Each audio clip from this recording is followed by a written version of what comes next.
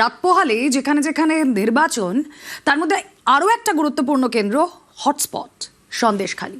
যে সন্দেশখালী 2024-এর জানুয়ারি মাসের 5 তারিখ কি দেখেছিল, শেখ শাহজাহানের বাড়িতে রেড করতে গিয়ে আক্রান্ত হয় এনফোর্সমেন্ট ডিরেক্টরেট।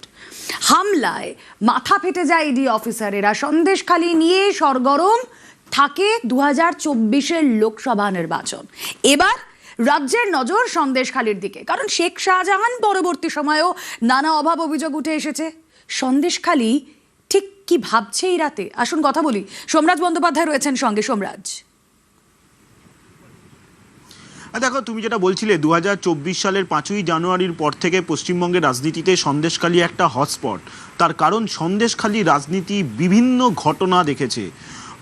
নানাবিধ অভিযোগ নিয়ে মহিলারা আন্দোলন করেছেন, জোর করে জমি দখলের অভিযোগ উঠে এসেছে এই সন্দেশখালী থেকে, এবং যা নিয়ে বারবার শাসক দল তৃণমূল কংগ্রেসকে আক্রমণ করেছে বিরোধী দল বিজেপি। এবং দেখা গেছে 2024-এর লোকসভা ভোটে যদি সন্দেশখালী বিধানসভার তুলনামূলক আলোচনা করা যায়, তাহলে বিজেপি 8,000-এরও ভোটে বেশি এগিয়েছিল এই সন্দেশখালী বিধানসভা থেকে। কিন্তু তারপর থেকে কেটে গেছে প্রায় 2 বছর। সন্দেশখালীতে একাধিক উন্নয়নমূলক কাজ হয়েছে, রাস্তাঘাট থেকে শুরু করে, পানীয় জল থেকে শুরু করে, নিকাশি ব্যবস্থা থেকে শুরু করে, এমনকি নিরাপত্তা ব্যবস্থা থেকে শুরু করে সন্দেশখালীর বিভিন্ন জায়গায়, বিশেষ করে সন্দেশখালী 2 নম্বর গ্রাম পঞ্চায়েতের বিভিন্ন এলাকায় সিসিটিভি বসানো হয়েছে নিরাপত্তার কথা মাথায় রেখে।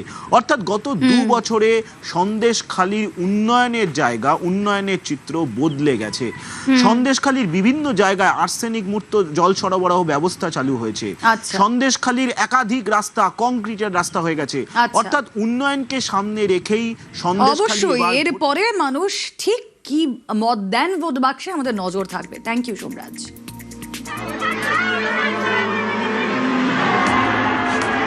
24-এর লোকসভা ভোটের মুখে সন্দেশখালী নিয়ে শোরগোল পড়ে যায়। 24-এর 5ই জানুয়ারি সন্দেশখালীতে গিয়ে আক্রান্ত হন কেন্দ্রীয় তদন্তকারী সংস্থা ইডির অফিসাররা। মূল অভিযুক্ত হিসেবে আঙুল ওঠে তৃণমূল নেতা শেখ শাহজাহানের দিকে। গ্রামবাসীরাও গর্জে ওঠেন শাহজাহানের বিরুদ্ধে। করতে থাকেন জমি দখল থেকে নারী নির্যাতনের মতো একের পর এক বিস্ফোরক অভিযোগ।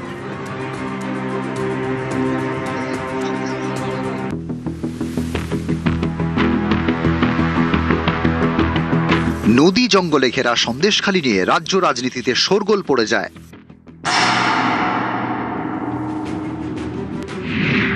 একসময় সিপিআইএম এর গড় ছিল সন্দেশখালী। 2016 সালে ভোটে ঘাসফুল।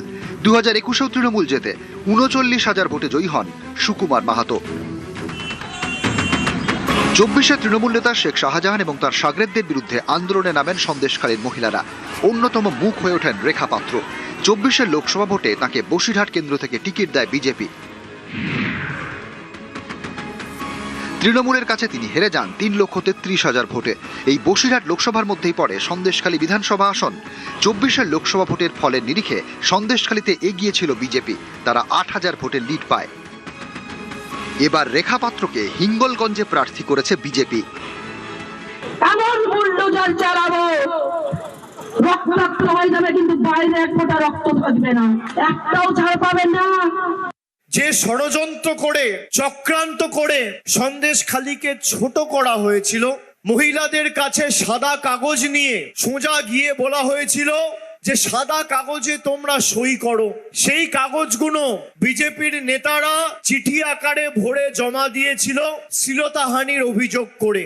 একথা সন্দেশখালী 2 নম্বর মণ্ডলের বিজেপির তৎকালীন সভাপতি গঙ্গাধর কয়ালের। এবার সুকুমার মাহাতোকে টিকিট না দিয়ে সন্দেশখালীতে তৃণমূল প্রার্থী করেছে ঝর্ণা সর্দারকে।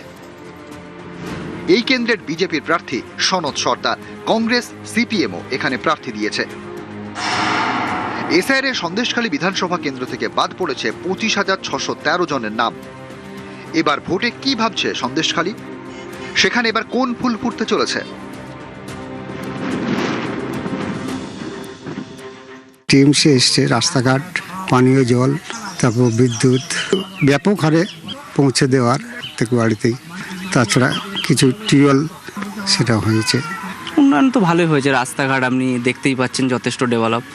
সব কিছু উন্নয়ন মোটামুটি ঠিকঠাকই আছে। সন্দেশখালী এই নামটা বারবার রাজ্য রাজনীতি, জাতীয় রাজনীতির চর্চায় জায়গায় দাঁড়িয়েছে, কিন্তু সেই সন্দেশখালীতেই পরিকাঠামো ব্যবস্থা ঢেলে সাজানো হয়েছে। এইভাবেই আর্সেনিক মুক্ত জলের প্ল্যান্ট বিভিন্ন গ্রামে গ্রামে বসানো হয়েছে। যদিও তাদের দাবি এই উন্নয়ন যেন আগামী দিনেও সন্দেশখালীতে বজায় থাকে। ক্যামেরায় অর্চন গোস্বামীর সঙ্গে সোমরাজ বন্দ্যোপাধ্যায়, নিউজ 18 বাংলা, সন্দেশখালী, উত্তর 24 পরগনা।